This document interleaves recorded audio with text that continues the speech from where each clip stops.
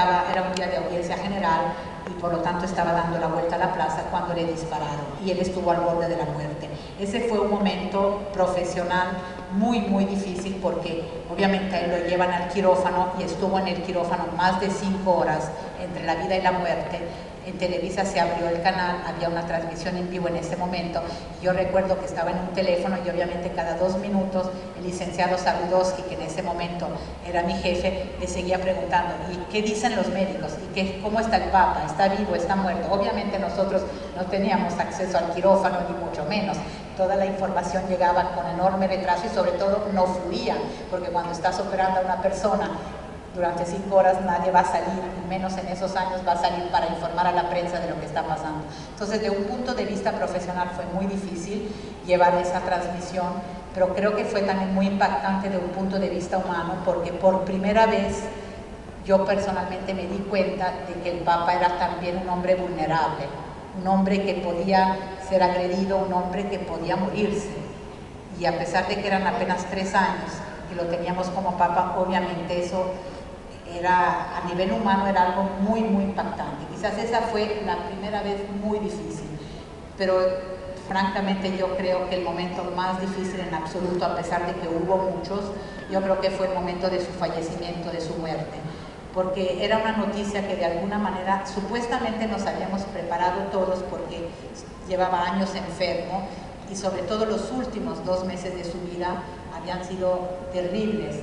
Entra y sale del hospital Gemelli, al borde siempre de la vida y de la muerte, esa operación de traqueotomía. Entonces era un estrés, yo creo que era profesional y emocional al mismo tiempo. Al mismo tiempo, de un punto de vista profesional, aunque parezca feo decirlo así, pero obviamente tú no podías perder la noticia de la muerte del Papa. Aunque suene, yo entiendo que pueda sonar mal, pero de un punto de vista profesional, si tú estás cubriendo eso, tienes que estar ahí en el momento exacto, es decir, tienes que ser tú el que diga el Papa se ha muerto.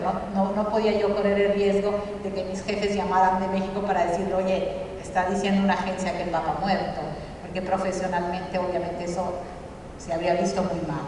Entonces, ahí entra la pregunta también de cómo vivió mi familia esto.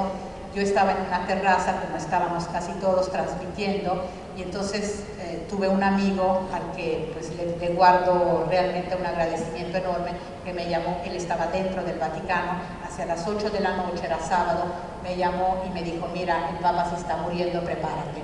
Gracias a esa llamada, toda la organización, tanto nuestra local como de Televisa en la Ciudad de México, se pudo armar y estábamos listos, digamos, para estar al aire en el momento en el que se daría el anuncio de la muerte. Entonces yo puse a mi hija, que se llama Carolina, por Carol, la puse frente a una computadora en la oficina y le dije, mira, la noticia de la muerte va a salir o por la agencia noticiosa oficial italiana o por el canal 1 de la televisión pública italiana, porque es una tradición casi que el Vaticano escoja estos 2 canales para dar la primera noticia del fallecimiento. Entonces la pobre estuvo ahí 2 horas frente a la computadora y con la televisión hasta en el momento exacto en que salió el cable a las 9:37 de la muerte del Papa, ella me llamó. Entonces ahí hubo un doble momento, un momento profesional y un momento humano, porque ella era la hija que yo había tenido y que se había llamado